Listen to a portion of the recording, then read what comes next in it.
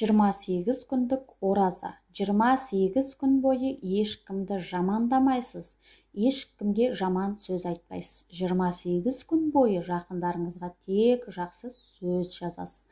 28 күн бойы таңертең аш қарынға бал қосылған жылы су ішіңіз. Пайдасын таратып айтпай қояйын. Ұстаған кезіңізде көзіңіз жетеді. 28 күн бойы садақа беріңіз. Садақа дегеннің тек қана ақша емес екен. Жоғарыда айттым, жақсы сөз садақа деген. Тіпті ілімдер ілімнен, мал мүлкі барлар мүлкінен садақа берсін деген де бар. 28 күн бойы балаңызға, үйдегілерге ұрыспайсыз. 28 күн бойы әлеуметтік желіде ешкімнің парақшасына жаман пікір қалдырмайсыз. 28 күн бойы жаман негативті ақпарат ақтарып кино көрмейсіз. 28 күннің 24 сағатында маятыңызды жүгендеп отырыңыз. 28 күн тілегіңізді тілеп Алладан дұға қылыңыз. 28 күн бойы өзіңіз ренжіткен адамдардан кешірім сұраңыз.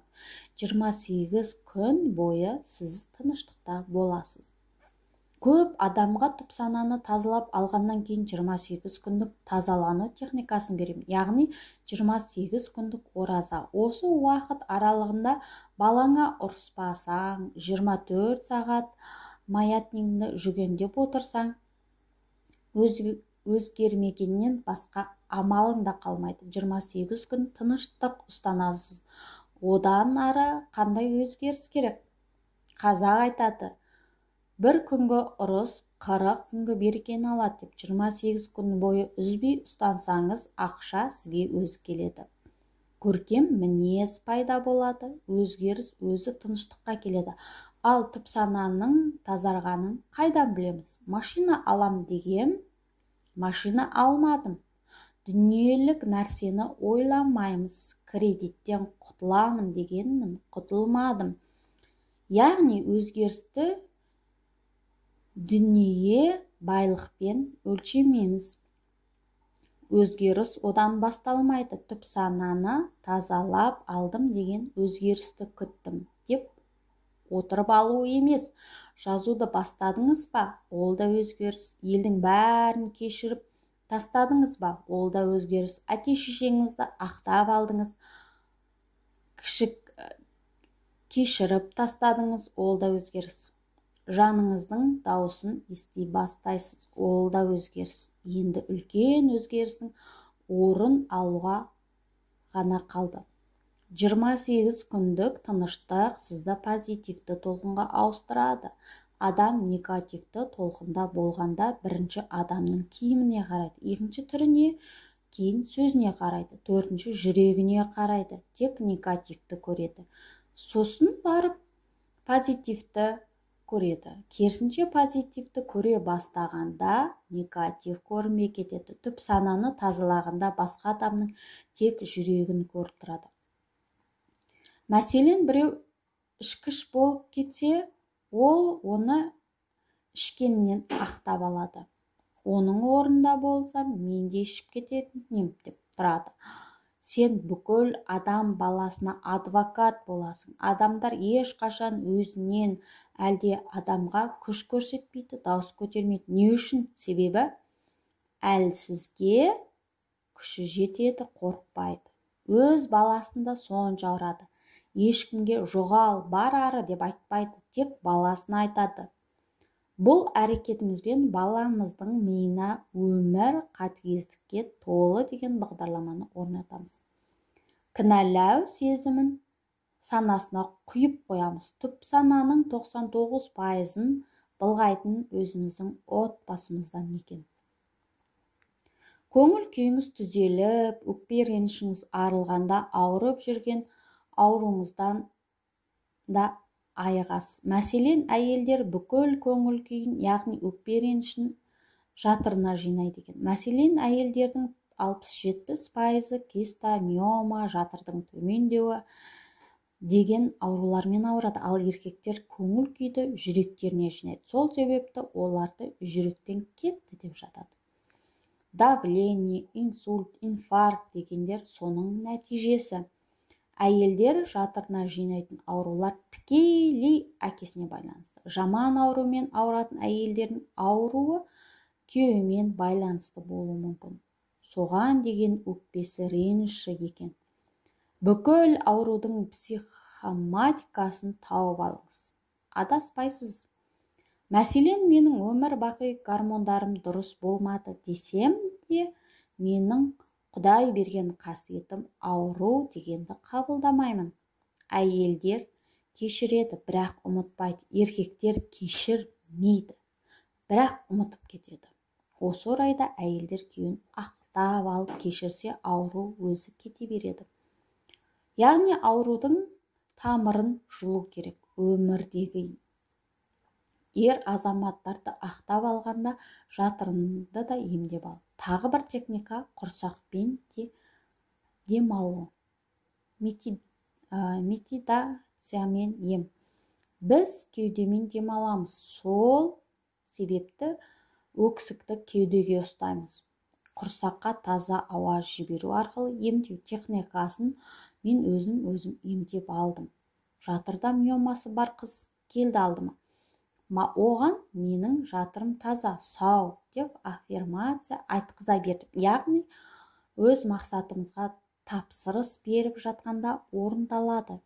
Кез келген нәрсені біз маңызды деп ойлағанда ол бізден қашады. Балалар ұбт тапсыруда 10 жылдағы білімді 2 айға қалай есте сақтайды? Ұмытып қалады. Неге? Уайымнан ұмытып қалады. Себебі балаға сен ұбт тапсырсаң, ана жерде оқисың. Сен білімдісің, тапсыруың керек деп жүктеп қоямыз. Балада қорқыныш пайда болады. Өзін-өзі кінәлайды, біліп тұрған нәрсесін ұмытып қалады. Мен балама диплом алмасаң, сен өлмейтін баласың дедім.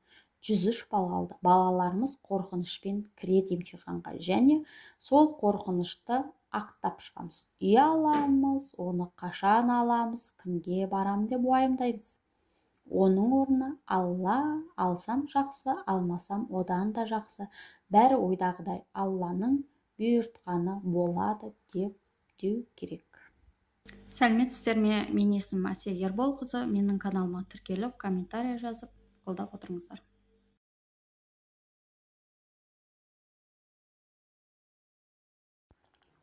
Денсаулық. Амандықта қадір жоқ, алдырған соң білерсің. Денсаулықта қадір жоқ, ауырған соң білерсің. Деген жыраулар кезінде сол айтқандай жақсылықта өзіміз қадірін біле бермейтін бір нәрсе деннің саулығын күту. Денсаулық ең ұлы қазына, басқалар оның алдында ештеңе де емес. Деніміз сау, өзіміз күшті сезінген кезде бізге де бір күні кәрілік пен кесел жетеді деп ойлай бермейміз.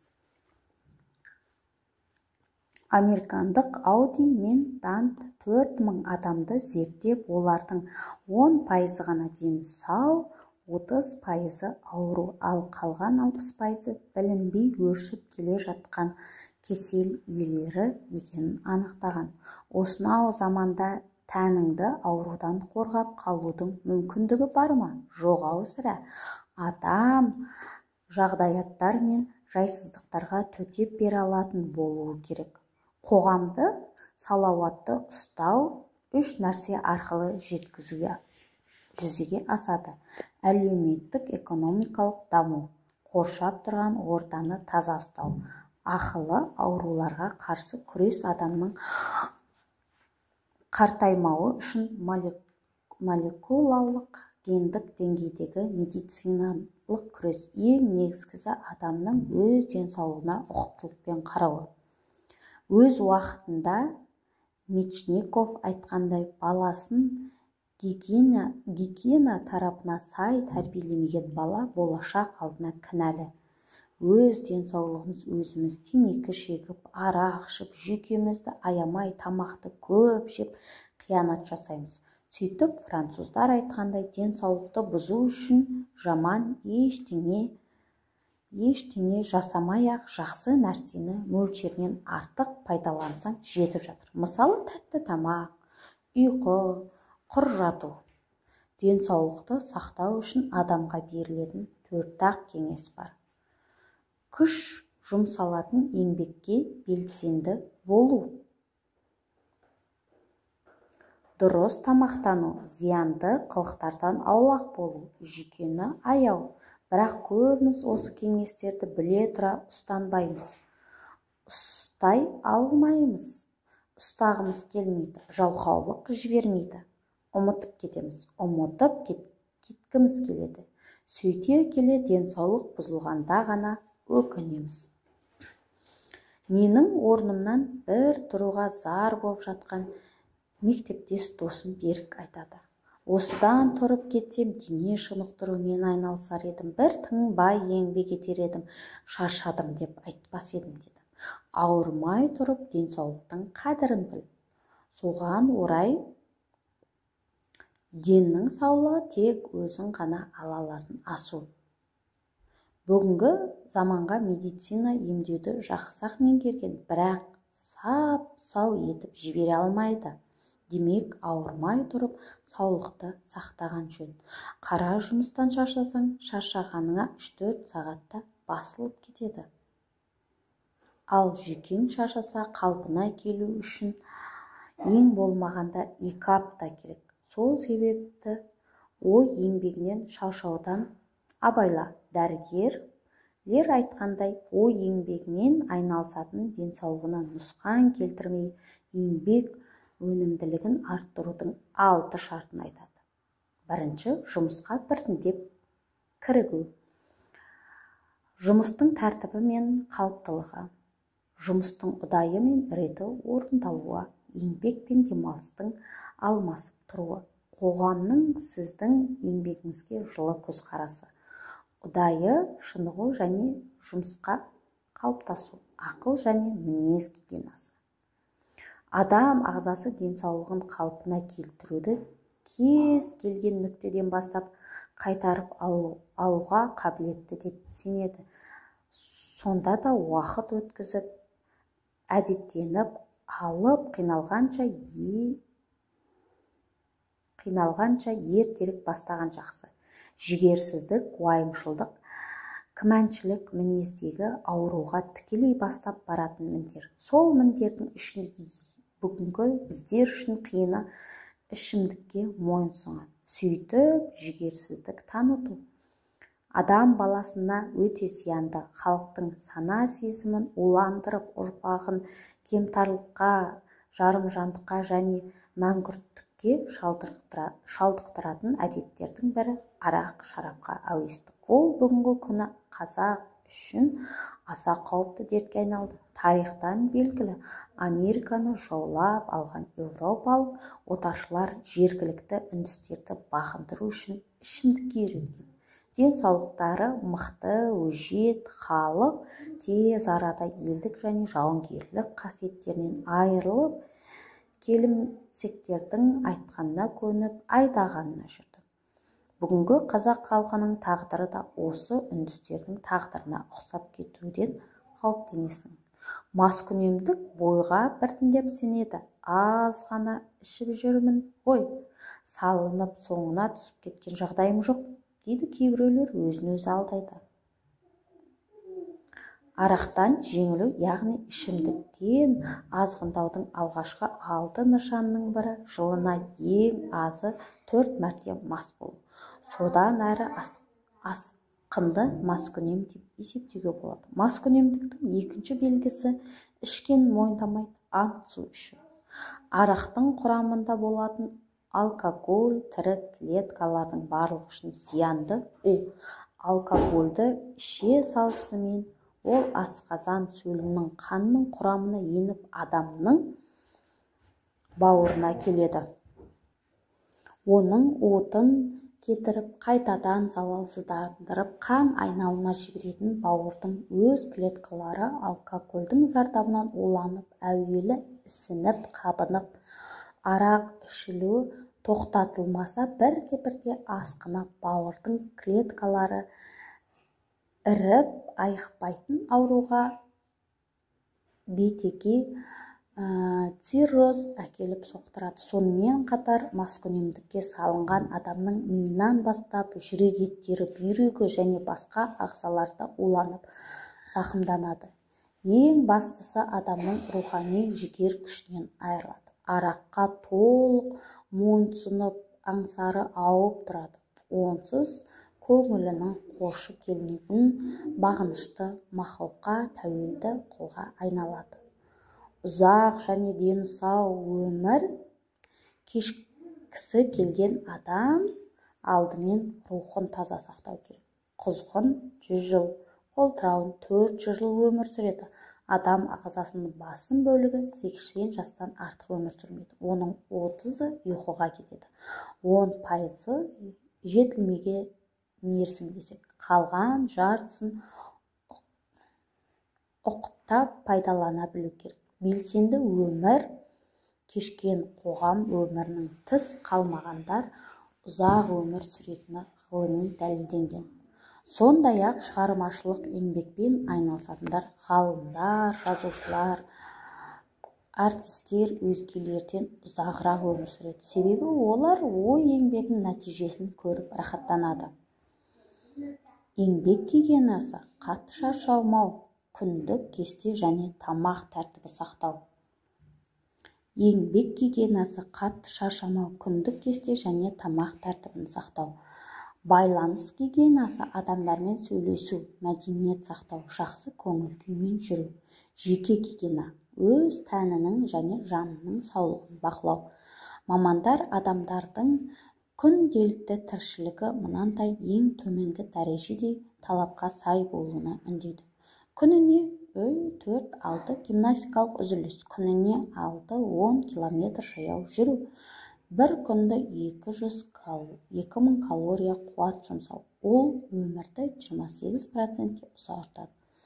Дұрыс тыныс алу, соған тиесілі жаттығуларды жасап тұру, күніне 2 рет 5-ші қабатқа дейін шығып түсу.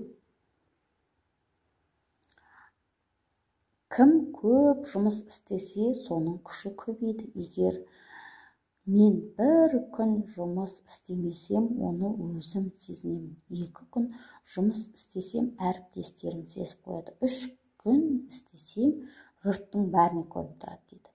Менің ең алғашқы жазу дәптерлерінің бірінде 1960 жылғы бүкіл дүниежүзілік денсаулық сақтау ұйымының жарғысынан алынған мынандай сөздер бар екен. Денсаулық тек ауырмау деген сөз емес. Денсаулық менің өз шаруам ғана емес. Өзіме де, әйеліме де, балаларыма да, туыстарыма да, қоғамда мен денім сау болса керекпін. Сондықтан өз денсаулығым үшін күрес, қоғамның денсаулығы үшін күрес. Сәлеметсіздер ме? Мен есімім Әсия Ерболқызы. Менің каналыма тіркеліп, комментарий жазып, қолдап отырыңыздар. Жақсы адам ашық сөйлейді, сөз тамырын қазып сөйлейді. Жаман адам сасып сөйлейді, өзгелерді басып сөйлейді. Мейірімі жоқ адамнан маңырап жүрген мал артық. Тәртіпсіз өскен баладан тәртіппен өскен тал артық. Адамдарға керек әркез жылылық, жылылықта жатыр екен сұлулық. Жылы сөйлеу керек әркімге, соның өзі қарапайым ұлылық. Байып кетсең, байлыққа құнықпа. Жүректегі иманыңды суытпа. Ей бауырым, сол байлықты Алланың өзі беріп, өзі аларын ұмытпа. Күліп қара өмірге, күлімдеуден шаршама. Күліп өмір сүре бер, аяғыңнан шалса да. Ісім оңсын десеңіз, сол істің маманы болыңыз. Даңқым шықсын десеңіз, көпшіліктің адамы болыңыз. Көптің аузын күзетсең, күн көрмейсің, өзіңді өзің күзеткел шырағым. Момынның есебін қу табады, қудың есебін Құдай табады. Басыңа би болған өңкей қиқым, мінекей бұзған жоқ па елдің сыйқын. Ойласам көрген бейнет тартқан қайғы, болыпты не біреуден не өзімен. Егіннің ебін, сауданың тегін, үйреніп ойлап мал ізде. Адал бол, бай тап, адам бол, мал тап. Қуансаң қуан сол кезде, біріңді қазақ бірің дос, көрмесең істің бәрі бос. Адамның жегенін өгіз жесе, жарылып өлер. Адамның істегенін шайтан істесе, ұялып өлер. Айтқан сөзге түспеген, жаман емей немене, сұрағанда бермеген, сараң емей немене, кісі ақысын көп жеген, арам емей немене. Аптада 7 күн бар. Бір күні дүниеге келесің, бір күні дүниеден өтесің. Онда 5 күн қалды. 5 күн жалған осыдан қалған екен. Адам жаман болып туылмайды. Оқымаса, білімге ұмтылмаса, танымға асық болмаса, білгенін, танығанын үлгі тартпаса, бірте-бірте қатарынан қалып төмендеп наданға айналады. Арғымақты жамандап, қане тұлпар тапқаның, ағайынды жамандап, қане туған тапқаның. Өмірде ешкімге арқа сүйеуші болма, өйткені қараңғы жерде тіпті көлеңкеңде тастап кетеді. Мен адамдардың ашыққанын емес, тойынғаннан қорқамын. Мен жүрген жолмен жүріп көр, жығылып қайта тұрып көр. Түсінгің келсе сен мені, мен болып өмір сүріп көр. Біз жақсы көрінгенді, әсерлі сөз айтқанды, әдемі сыйлық алып бергенді жақсы жар деп ойлаймыз. Олай емес. Өтірік сөйлейтін адам ешқашан бай болмайды. Берекесі өтірігімен ағып кетеді. Кедейлік 3 ағайынды болады. Үлкені кежірлік, ортаншысы еріншектік, кенжесі ұйқы. Ақыл айтар мезгілде мың жасаған шалдай бол, мейірім түсер мезгілде ағарып атқан таңдай бол. Сынбаймын деген пиала тасқа да түсе сынбайды. Мезгілі жеткен құмыра құмға түссе де қирайды. Аямай бар ғұмырын баласынан, 4 болып түн ұйқысын таң асырған. Есейіп ер жетсе де бұл өмірде анаңдай таба алмайсың жанашыр жан. Естіге айтқан тура сөз шыңға тіккен тумен тең. Езге айтқан тура сөз құмға сіңген сумен тең. Еркектің байлығы емес даналығы маңызды, әйелдің сұлулығы емес ақылдылығы маңызды. Арық атқа жал бітсе, жанынан торсық байлатпас. Жаман адамға мал бітсе, қасына қоңсы қондырмас. Қондырса да қондырмас. Араны ашылған қиран не аңды алады, не аңшының өзін алады. Жұрт қашардай қатты болма, жұрт тартардай жуас болма. Қайғы келсе қарсы тұр, құлай берме. Қызық келсе қызықпа, оңғаққа ерме. Жүрегіңе сүңгі де түбін көзде, сонан тапқан шын асыл тастай көрме. Өмір жолында кездескен сәтсіздіктің бірі бақытсыздықтың емес. Кім біледі, мүмкін сенің бақытың осы тұстан басталар. Ер жігіттің қоқаңдағаны тексіздігі, әйелдің шошаңдағаны бетсіздігі.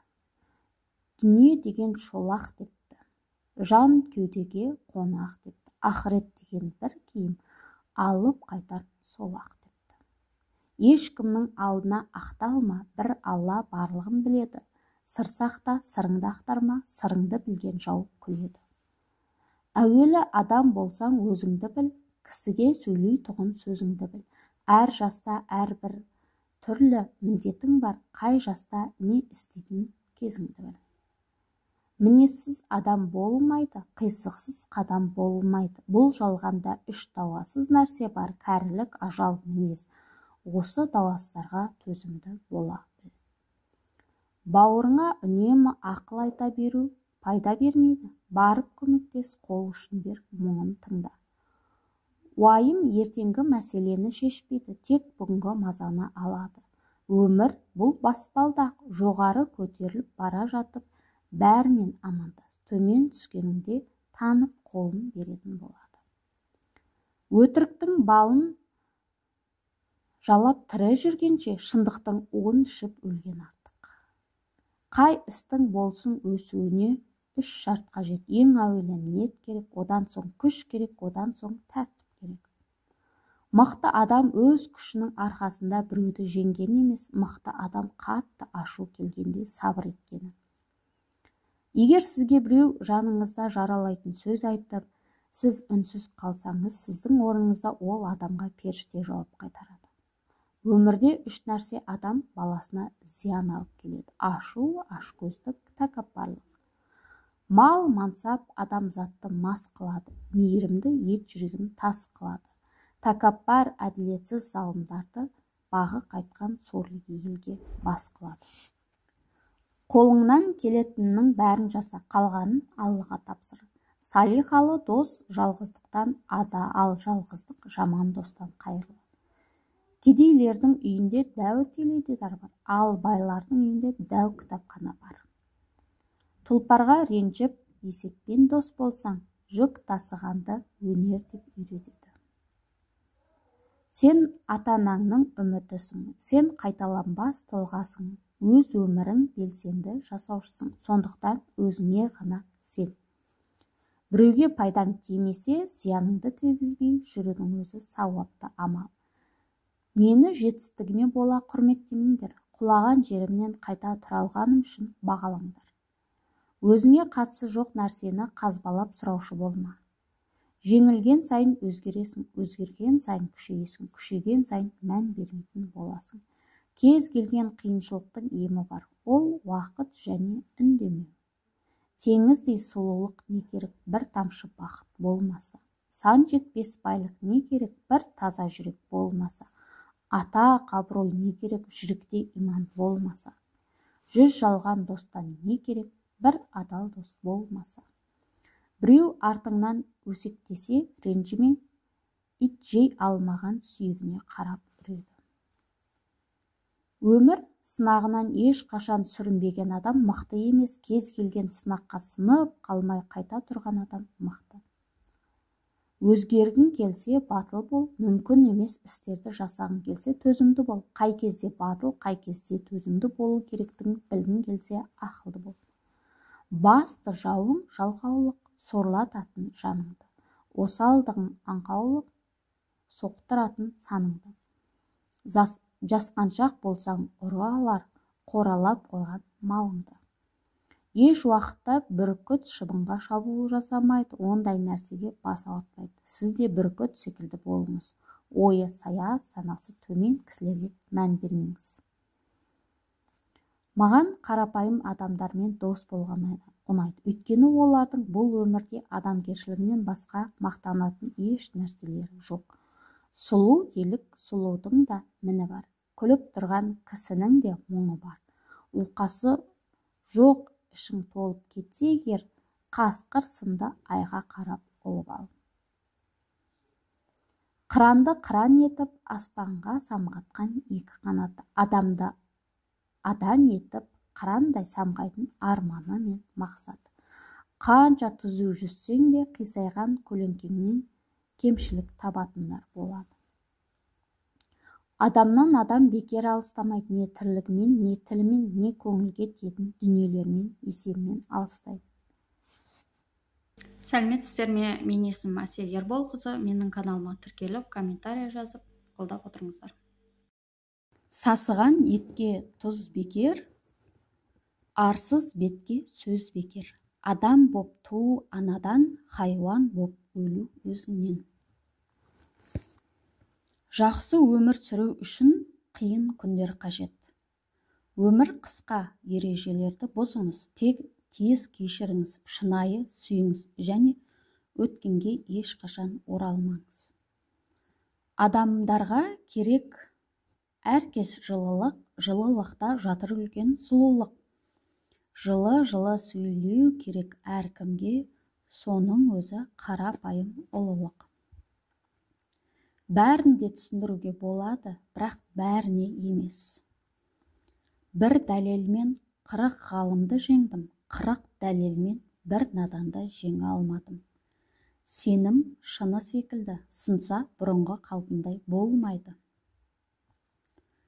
Еш уақытта өтіп бара жатқан қиыншылыққа беріліп екі қолды түсіре салмаңыз. Бүгін ауыр, ертең өте ауыр болуы мүмкін, келесі күні күн шығады. Әдемі сөйлейтіннен сақтан, өйткені ол сөз арқылы арбауы мүмкін. Үндемей тірлігін тәртіппен жасап жүргендерді өзіңе үлгі ет. Адамдардың сені қызғанып көре алмауы сенің дұрыс бағытта екеніңді көрсетеді. Себебі адамдар еш уақытта өзінен төмен адамдарды қызғанбайды. Ісім оңсын десеңіз, сол істің маманы болыңыз. Даңқым шықсын десеңіз, көпшіліктің адамы болыңыз. Басына би болған өңкей қиқым, мінекей бұзған жоқ па елдің сыйғын. Мейірімі жоқ адамнан маңырап жүрген мал артық. Тәртіпсіз өскен баладан тәртіппен өскен тал артық. Жақсы адам ашық сөйлейді, сөз тамырын қазып сөйлейді. Жаман адам сасып сөйлейді, өзгелерді басып сөйлейді. Адамдарға керек әркез жылылық, жылылықта жатыр үлкен сұлулық. Жылы сөйлеу керек әркімге, соның өзі қарапайым ұлылық. Көптің аузын күзетсең, күн көрмейсің, өзіңді өзің күзет кел, шырағым. Егер саған біреудің қателігі жайлы айтып жатса, Алла бізді де оны да кешірсін де, өмір алма кезек. Өмірде ешкімге арқа сүйеуші болма, өйткені қараңғы жерде тіпті көлеңкең де тастап кетеді. Жеңілген сайын өзгересің, өзгерген сайын күшейесің, күшейген сайын мән бермейтін боласың. Адамның ниеті түзу, арманы мен мақсаты дұрыс болса, ол кез келген сәтте нәтиже көрсетеді. Алла сізге жаңа мүмкіншілік берсе, өткен қателікті қайталамаңыз. Мықты адам өз күшінің арқасында біреуді жеңгені емес, мықты адам қатты ашуы келгенде сабыр еткені. Қай істің болсын, өнуіне 3 шарт қажет. Ең әуелі ниет керек, одан соң күш керек, одан соң тәртіп керек. Егер сізге біреу жаныңызды жаралайтын сөз айтып, сіз үнсіз қалсаңыз, сіздің орныңызға ол адамға періште жауап қайтарады. Өмір бұл баспалдақ, жоғары көтеріліп бара жатып, бәрімен амандас. Төмен түскеніңде танып қолын беретін болады. Мінезсіз адам болмайды, қисықсыз қадам болмайды. Бұл жалғанда 3 дауасыз нәрсе бар: кәрілік, ажал, мінез. Осы дауасыздарға төзімді бола біл. Бауырыңа үнемі ақыл айта беру пайда бермейді. Барып көмектес, қол ұшын бер, мұңын тыңда. Сен ата-анаңның үмітісің, сен қайталанбас тұлғасың, өз өміріңнің белсенді жасаушысың. Сондықтан өзіңе ғана сен. Мені жетістігіме бола құрметтемеңдер, құлаған жерімнен қайта тұра алғаным үшін бағалаңдар. Қолымнан келсе қайтарар едім, уақытты артқа, оралғым келеді ешбір алаңсыз балалық шаққа. Маған қарапайым адамдармен дос болған ұнайды, өйткені олардың бұл өмірде адамгершілігінен басқа мақтанатын ештеңелері жоқ. Өмір сынағаннан ешқашан сүрінбеген адам мықты емес, келген сынаққа сынып қалмай қайта тұрған адам мықты. Біреу артыңнан өсектесе ренжіме, ит жей алмаған сүйегіне қарап үреді. Атақ, абырой не керек, жүректе иман болмаса? 100 жалған достан не керек, бір адал дос болмаса? Теңіздей сұлулық не керек, бір тамшы бақыт болмаса? Сан жетпес байлық не керек, бір таза жүрек болмаса? Жеңілген сайын өзгересің, өзгерген сайын күшейесің, күшейген сайын мән бермейтін боласың. Қадір түнінде жасалған ғибадат 1000 айға, яғни 83 жылға тең. Сол себепті мұсылмандар қасиетті түннің сауабына құр қалмау үшін ұйықтамай құлшылық етеді. Өмір сынағаннан ешқашан сүрінбеген адам мықты емес, келген сынаққа сынып қалмай қайта тұрған адам мықты. Басты жауың жалқаулық, сорлататын жаныңды, осалдығың аңқаулық, сорлататын саныңды. Жасқаншақ болсаң ұры алар, қаралап қойған малыңды. Өзгергің келсе батыл бол, мүмкін емес істерді жасағың келсе төзімді бол. Қай кезде батыл, қай кезде төзімді болу керектігін білгің келсе ақылды бол. Еш уақытта бүркіт шыбынға шабуыл жасамайды, ондай нәрсеге бас ауыртпайды. Сіз де бүркіт секілді болыңыз, ойы сая, санасы төмен кісілерге мән бермеңіз. Сұлу делік, сұлудың да міні бар. Күліп тұрған кісінің де мұңы бар. Оқасы жоқ ішің толып кетсе егер, қасқыр сынды айға қарап ұлып ал. Қыранды қыран етіп, аспанға самғатқан екі қанаты, ал адамды адам етіп, қырандай самғататын арманы мен мақсаты. Адамнан ұят кеткенде бет әлпеті қоса кетеді. Ұят болмаса бет көрінісін әдемілеумен көрікті болмай ма? Адамнан адам бекер алыстамайды, не тірлігімен, не тілімен, не көңілге тиетін дүниелермен, себебімен алыстайды. Қанша түзу жүрсең де, қисайған көлеңкеңнен кемшілік табатындар болады. Жақсы адам сөзді түсінсе, сөздің сырын іздейді. Жаман адам сөзді түсінсе, сөздің шірігін іздейді. Бал арасы бал береді, шағатынын ұмытпа. Ит соңынан ереді, қабатынын ұмытпа. Асау атта көнеді, тебетінін ұмытпа. Өмір бір-ақ рет беріледі, сөнетінін ұмытпа. Өмірді қайта бастасам, шалынған жерді баспас ем. Қолдағы барды шашпас ем, жаманға есік ашпас ем. Қадірімді білмес жандармен кездескен күні қоштасып, келерін қайтып тоспас ем. Кейде жүрегіміз айтқысы келген нәрсені тіліміз дұрыс жеткізе алмай қалады. Адам екі жағдайда өзгереді. Ақиқатты қолдап, көкірегі көз ашылғанда, өтірікті қолдап, жүрегін ластағанда. Абайлап сөйле аузыңа, дұшпанның бірі тіл деген, өзіңе жеңіл болғанмен, өзгеге ауыр зіл деген. Алланың шексіз мейірімін алу керек, ол үшін таза құлшылық ету керек. Сынақты күлімдеп жеңу керек, артынан екі жақсылықты күту керек. Ешкімнен ештеңе күтпеу керек, келгенін жалғыз соны білу керек. Біреудің қайғысын біреуге несі керек, сол үшін тұру керек, күресу керек.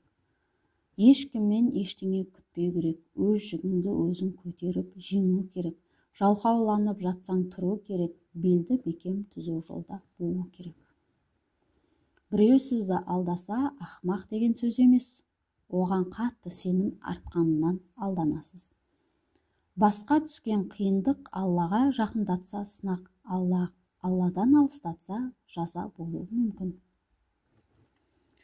Басыңа келген қиыншылықты жүрекке қабылдамай өткізіп жіберіңіз. Бақытты сәт қайта айналып өз келеді. Адамдар бірін-бірі түсінгенше жарты ғұмыр өтеді, ал бірін-бірін қадірлеріне жеткенше өмір бітеді. Өзгенің қайғысын бөлісіп жеңілетіңіз, Алла тағала сіздің қажетіңізде болады. Жамандық қайдан туар? Тілден туар. Әркімде ақыл болса, тілін буар. Шығарсаң бір жаман сөз сен аузыңнан, артыңнан айдаһар боп сені қуар. Өкінбе, істеген жақсылығым қайтпады деп, біреу біліп мақтап маған айтпады деп, білдірмей алдыңа тосын сыйдай, жаратқаннан ертеме кеш қайтады деп. Тектіден қыз алсаң, ошағың сөнбейді, жиынның ішінде сөзіңді бөлмейді. Тексізден қыз алсаң, басыңа өрлейді, санасыз, сабырсыз айтқанға көнбейді. Кететінді ұстамаңыз, келетінді салқын қабылдамаңыз. Соққан жел қайта оралып кешірім сұраса да, сынған бұтақ сынған күйінде қала береді. Екі жаққа айырылысып кету 5 секунд, жүректен кетіру 5 жылда жетпейді. Айналаңа махаббатпен, алға үмітпен, артқа ризашылықпен, аспанға иманмен қара. Адамға үш алуан адамнан міне шығады. Ата-анадан, ұстаздан, құрбысынан. Әсіресе олардың қайсысын жақсы көрсе, содан көп шығады. Адам екі уақытта үнсіз қалады. Бәрін түсінгенде, енді бірінен көңілі қалғанда. Адамның жақсы болу тегінде емес, тәрбиесінде, ақылында, өнер білімінде. Біреулерге Құдай бәрін береді. Байлықта алтын, гауһар, інжу-маржан бәрі бар. 4 құбыласы сай, бірақ иман жоқ ең сорлы адам сол бір кем дүние. Әйелдің 40 емес, бірақ жаны бар. Әйелдің шыдамы мықты, бірақ жарлуы бар. Әйелдің ашуы қатты, бірақ кешірімі бар. Әйелдің мінезі жұмсақ, бірақ қайраты бар. Әйелдің төзімі күшті, бірақ ызасы бар. Әйелдің жаны әлсіз, бірақ көз жасы бар. Жүрек қалап тұрса, кездесуден бас тартпаңыз. Оқи алмайтын адамға жан дүниеңізді ашпаңыз. Бір адамды шын жүрегімен сүйсең, 1000 рет ренжітсең де кешіресің. 100 рет қоштассаң да, қиялмай қайтып келесің. Ең ауыр сынақ қатты жақсы көретін адамыңнан келеді. Дайын бол.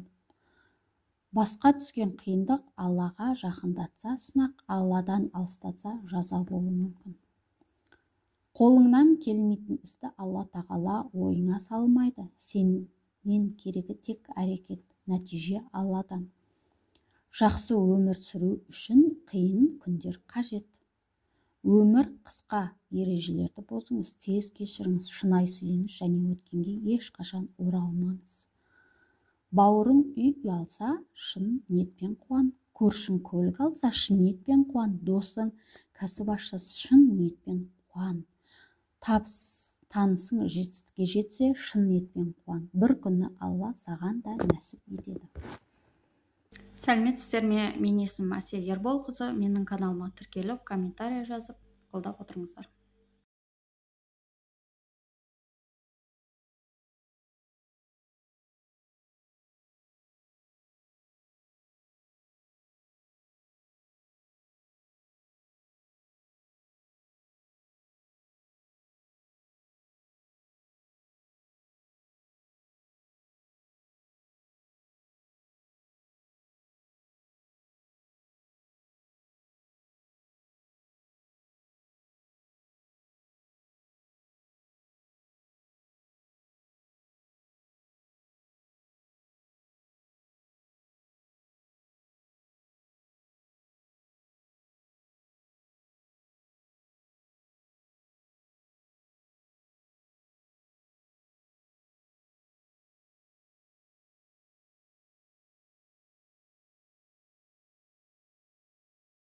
Яғни Алланың бар екендігіне, шексіз құдіретіне, толассыз мейіріміне сенбейтіндер осы бейнесін көруге лайық.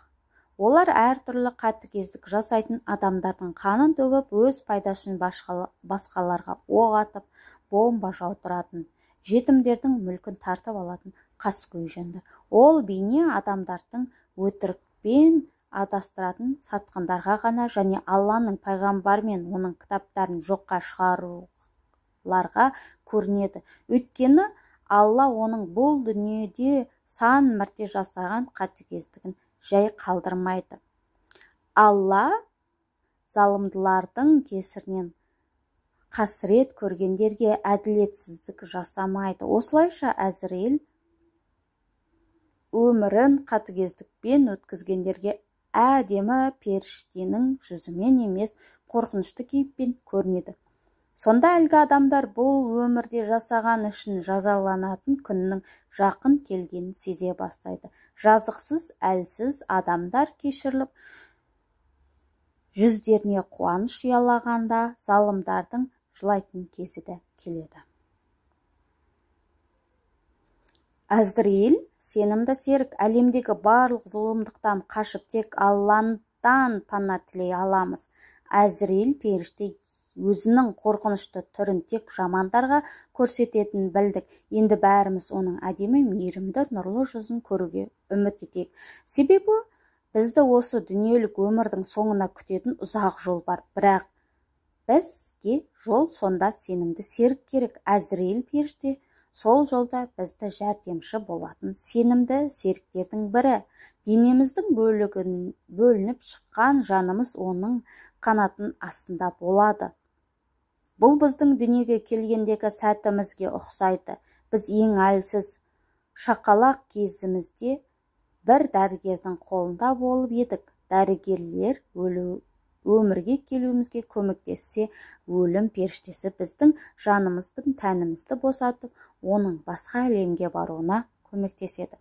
Бұл Алла тағаланың адамның қымбат жанын ең сенімді періште аманаттауы. Дәрігер жаңа туған нәрестені жұмсақ жамылғыға қалай орап алса, Әзірейіл де жанымызды құшақтап, оны мәңгі өмір сүретін нағыз әлем, жұмақтың шексіз әлем бақшаларына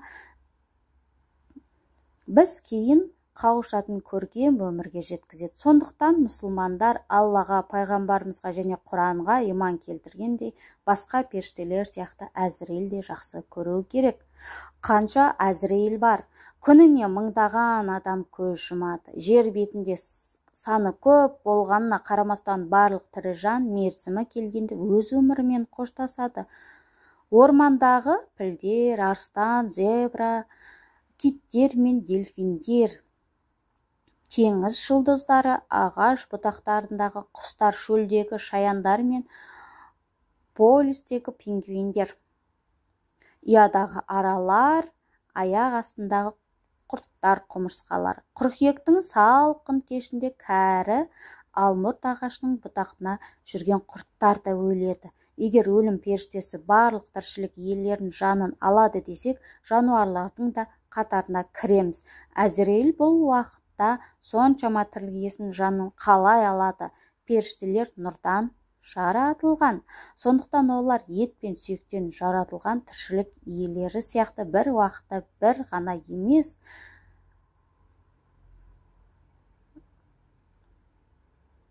болу шарт емес. Олар бірден басқа жерге болуы мүмкін. Сізге мына мысалды ұсынып көрейін. Күн атомдардан құралған, бірақ ол айналасына жарық түсіретіндіктен оның жарық сәулесінің бастауы деп айтсақ болады. Күн сәулесі әлемге тегіс жарық сыйлайды. Басқа ғаламшарға бәріне бірдей жарық сыйлап тұр. Жерге жылуын, нұрын сыйлайтын күн бір секунд ішінде жердегі барлық гүлдің жапырақтарына жарық сыйлай алады. Күн барлық тіршілік иелеріне сәулелерін төгіп, бір жерге жарық болса, басқа жерге нұрын төге алады. Теңіздер мен таулар, сәбилер мен күннің жарығын сезеді. Ол ағаштарды һәм барлық тіршілікті жылытады. Нұрдан жаратылған періштелер бір уақытта әртүрлі жерде бола алады. Бұл біз ойлағаннан да оңай. Егер адам 200 жыл бұрын бір күні сұлтан шығып сөйлейді, бірақ миллиондаған адам өз үйлерінде отырып естиді деп айтса, сол адамның бәрі ақымақ ретінде көретін еді. Өйткені ақылға сыймайтын нәрсені айтқан үшін оны айыптайтын. Осы екі мысал Әзірейіл періштенің нұрдан жаратылған түсінуге көмектесті деп ойлаймын. Ол көп жерде бір сәтте бола алады. Мыңдаған адамның жанын бір сәтте алуға қауқары бар. Бірақ бір нәрсені айта кету керек. Кейбір ислам ғұламалары хадистер мен аяттардан алған түсіндірмелерге сүйене отырып, Алланың жан алатын періштелері өте көп. Ал Әзірейіл болса, олардың басшысы деген пікірді келтіреді. Барлық нәрсені періштелер мен адамдар жаратқан. Алла тағала жарық беруші. Кітапты жазған Жібек Зейнелова. Әзірейіл қандай періште, жақсы ма, жаман ба? Періште сөзін естігенде ақылыңа жаман ой келе ме? Жамандық жасайтын адамға періште деп айта аламыз ба? Періште сөзін біз ешқашан кісі өлтірушіге, залымға, ұрыға, сатқынға, қатыгез адамға немесе қорқынышты жаратылысты сипаттау мақсатында қолданбаймыз. Бірақ біз жас сәбидің сондай сүйкімді күлімсіреген жүзін көргенде періштедей деп айтамыз. Басқаларға әрдайым қол ұшын беріп, үнемі жақсылық жасайтын, ашты тамақтандырып, жүрегіне қайғысы бар адамның көз жасын сүртіп жүрген біреуді көрсек, сол адамның сипатына қарап, бірден ойға періштедей деген теңеу келеді. Періште әлемде барлық тілдердің ішіндегі ең әдемі сөз. Ал Әзірейіл ол да періште. Уахи періштесі Жәбірейіл сияқты. Микаил сияқты ол да періште. Микаил Алланың бұйрығымен гүлдерді, жемістерді, бидай дәндерін, таулы жазықтарды, жүзімдер мен бақтарды бақылайды. Ал Исрафил қиямет басталғанда адамдарды бірінен соң бірін қайту тірілту үшін сүр үрлейді. Әзірейіл ұйқыда жатқан сәбиді күлдіре алатындай көркем періште. Ол аспаннан жауған қар мен жауынның әр тамшысын жер бетіне алып түсетін періштелер тәрізді. Ол құстарға ән үйретіп, құмырсқалар мен жарысқан араларға жол бастайтын, сиырдың құлағына алашын сәл сабырлы бол, кішкентай қыз шелегін толтырып алсын деп сыбырлап келетін періштелер сияқты бір періште. Бірақ оның міндеті пайғамбарға аян беру. Кішкентай сәбилерге бесік жырын айту, не болмаса басқала бақтардағы гүлдерді жайнатып өсіру. Аспаннан жауған қар мен жаңбыр тамшыларын жерге жаймен алып түсіру, құстар мен дос боп аралардың серігі болу емес. Әзірейіл өлім періштесі. Бұл әлемнің соңғы сәтінде бәрімізге көрінетін періште. Әзірейіл періште жақсылықты, сұлулық пен тазалықты, әділдікті білдіретін періште. Оның есімін естіген кезде бізде қорқыныш пайда боп дірілдейміз. Ол шынайы періштенің бейнесі емес. Себебі қазіргі адамдар қара шекпен жамылып, қолына шалғы ұстаған бір бейнені санасына Әзірейілге балап жүр. Қара шекпек киген, жан түршігерлік бас сүйегі көрінген, киімнің ішінен сүйек қаңқасы көрінген бір бейне. Мультфильмдерде, орта ғасырлық суреттерде, қорқынышты фильмдерде жиі кездесетін бұл сұмдықтың әрине Алланың 4 ұлы періштесінің бірі Әзірейілмен ешқандай байланысы жоқ. Әзірейілдің бейнесін көре сала оны хатқа түсіріп, оны басқаларға көрсетуге ешкімнің артық уақыты жоқ. Өйткені ол өлім періштесі. Ол келгеннен соң өлім келеді. Әзірейіл періштенің 2 түрлі бейнесі бар. Әзірейіл періштенің 2 түрлі бейнесі. Әзірейілдің әдемі жүзін Алланың ең сүйікті құлдары ғана көре алады. Сәлеметсіздер ме? Мен есімім Әсия Ерболқызы. Менің каналыма тіркеліп, комментарий жазып, қолдап отырыңыздар. Яғни Алланың бар екендігіне, шексіз құдіретіне, толассыз мейіріміне сенбейтіндер осы бейнесін көруге лайық. Олар әртүрлі қатыгездік жасайтын адамдардың қанын төгіп, өз пайдасын басқаларға оқ атып, бомба жаудыратын, жетімдердің мүлкін тартып алатын қаскөй жандар. Ол бейне адамдардың өтірікпен адастыратын сатқындарға ғана және Алланың пайғамбар мен оның кітаптарын жоққа шығаруларға көрінеді. Өйткені Алла оның бұл дүниеде сан мәрте жасаған қатыгездігін жай қалдырмайды.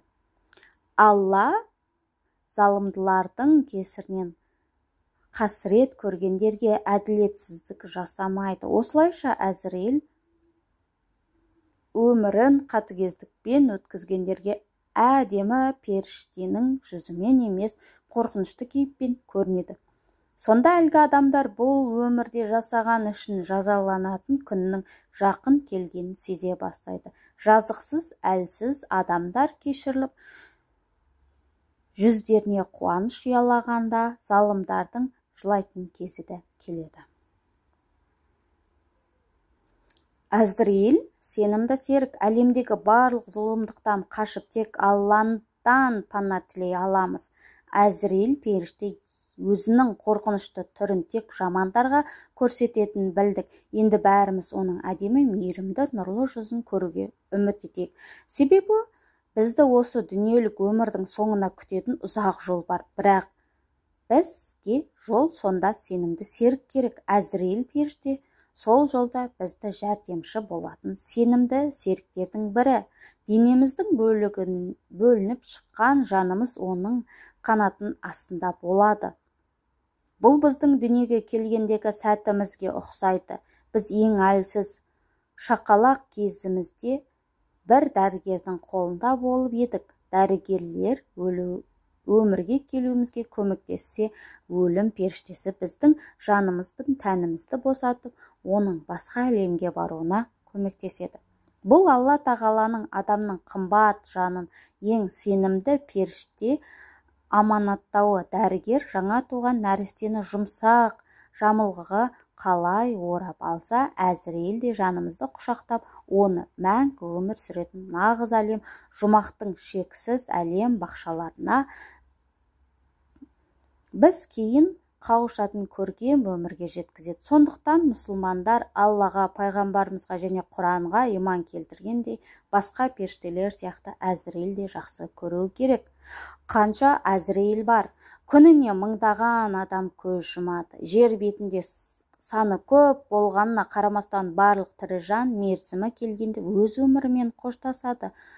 Ормандағы пілдер, арыстан, зебра, киттер мен дельфиндер, теңіз жұлдыздары, ағаш бұтақтарындағы құстар, шөлдегі шаяндар мен полюстегі пингвиндер, ұядағы аралар, аяқ астындағы құрттар, құмырсқалар. Қыркүйектің салқын кешінде кәрі алмұрт ағашының бұтақтына жүрген құрттар да өледі. Егер өлім періштесі барлық тіршілік иелерінің жанын алады десек, жануарлардың да қатарына кіреміз.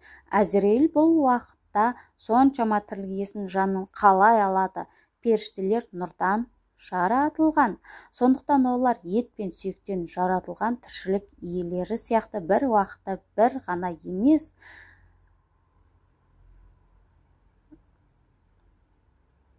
болу шарт емес. Олар бірден басқа жерге болуы мүмкін. Сізге мына мысалды ұсынып көрейін. Күн атомдардан құралған, бірақ ол айналасына жарық түсіретіндіктен оның жарық сәулесінің бастауы деп айтсақ болады. Күн сәулесі әлемге тегіс жарық сыйлайды. Басқа ғаламшарға бәріне бірдей жарық сыйлап тұр. Жерге жылуын, нұрын сыйлайтын күн бір секунд ішінде жердегі барлық гүлдің жапырақтарына жарық сыйлай алады. Күн барлық тіршілік иелеріне сәулелерін төгіп, бір жерге жарық болса, басқа жерге нұрын төге алады. Теңіздер мен таулар, сәбилер мен күннің жарығын сезеді. Ол ағаштарды һәм барлық тіршілікті жылытады. Нұрдан жаратылған періштелер бір уақытта әртүрлі жерде бола алады. Бұл біз ойлағаннан да оңай. Егер адам 200 жыл бұрын бір күні сұлтан шығып сөйлейді, бірақ миллиондаған адам өз үйлерінде отырып естиді деп айтса, сол адамның бәрі ақымақ ретінде көретін еді. Өйткені ақылға сыймайтын нәрсені айтқан үшін оны айыптайтын. Осы екі мысал Әзірейіл періштенің нұрдан жаратылған түсінуге көмектесті деп ойлаймын. Ол көп жерде бір сәтте бола алады. Мыңдаған адамның жанын бір сәтте алуға қауқары бар. Бірақ бір нәрсені айта кету керек. Кейбір ислам ғұламалары хадистер мен аяттардан алған түсіндірмелерге сүйене отырып, Алланың жан алатын періштелері өте көп. Ал Әзірейіл болса, олардың басшысы деген пікірді келтіреді. Барлық нәрсені періштелер мен адамдар жаратқан. Алла тағала жарық беруші. Кітапты жазған Жібек Зейнелова. Әзірейіл қандай періште, жақсы ма, жаман ба? Періште сөзін естігенде ақылыңа жаман ой келе ме? Жамандық жасайтын адамға періште деп айта аламыз ба? Періште сөзін біз ешқашан кісі өлтірушіге, залымға, ұрыға, сатқынға, қатыгез адамға немесе қорқынышты, жаратылысты сипаттау мақсатында қолданбаймыз. Бірақ біз жас сәбидің сондай сүйкімді күлімсіреген жүзін көргенде періштедей деп айтамыз. Басқаларға әрдайым қол ұшын беріп, үнемі жақсылық жасайтын, ашты тамақтандырып, жүрегіне қайғысы бар адамның көз жасын сүртіп жүрген біреуді көрсек, сол адамның сипатына қарап, бірден ойға періштедей деген теңеу келеді. Періште әлемде барлық тілдердің ішіндегі ең әдемі сөз. Ал Әзірейіл ол да періште. Уахи періштесі Жәбірейіл сияқты. Микаил сияқты ол да періште. Микаил Алланың бұйрығымен гүлдерді, жемістерді, бидай дәндерін, таулы жазықтарды, жүзімдер мен бақтарды бақылайды. Ал Исрафил қиямет басталғанда адамдарды бірінен соң бірін қайту тірілту үшін сүр үрлейді. Әзірейіл ұйқыда жатқан сәбиді күлдіре алатындай көркем періште. Ол аспаннан жауған қар мен жауынның әр тамшысын жер бетіне алып түсетін періштелер тәрізді. Ол құстарға ән үйретіп, құмырсқалар мен жарысқан араларға жол бастайтын, сиырдың құлағына алашын сәл сабырлы бол, кішкентай қыз шелегін толтырып алсын деп сыбырлап келетін періштелер сияқты бір періште. Бірақ оның міндеті пайғамбарға аян беру, кішкентай сәбилерге бесік жырын айту, не болмаса басқала бақтардағы гүлдерді жайнатып өсіру. Аспаннан жауған қар мен жаңбыр тамшыларын жерге жаймен алып түсіру, құстар мен дос боп аралардың серігі болу емес. Әзірейіл өлім періштесі. Бұл әлемнің соңғы сәтінде бәрімізге көрінетін періште. Әзірейіл періште жақсылықты, сұлулық пен тазалықты, әділдікті білдіретін періште. Оның есімін естіген кезде бізде қорқыныш пайда боп дірілдейміз. Ол шынайы періштенің бейнесі емес. Себебі қазіргі адамдар қара шекпен жамылып, қолына шалғы ұстаған бір бейнені санасына Әзірейілге балап жүр. Қара шекпек киген, жан түршігерлік бас сүйегі көрінген, киімнің ішінен сүйек қаңқасы көрінген бір бейне. Мультфильмдерде, орта ғасырлық суреттерде, қорқынышты фильмдерде жиі кездесетін бұл сұмдықтың әрине Алланың 4 ұлы періштесінің бірі Әзірейілмен ешқандай байланысы жоқ. Әзірейілдің бейнесін көре сала оны хатқа түсіріп, оны басқаларға көрсетуге ешкімнің артық уақыты жоқ. Өйткені ол өлім періштесі. Ол келгеннен соң өлім келеді. Әзірейіл періштенің 2 түрлі бейнесі бар. Әзірейіл періштенің 2 түрлі бейнесі. Әзірейілдің әдемі жүзін Алланың ең сүйікті құлдары ғана көре алады. Сәлеметсіздер ме? Мен есімім Әсия Ерболқызы. Менің каналыма тіркеліп, комментарий жазып, қолдап отырыңыздар.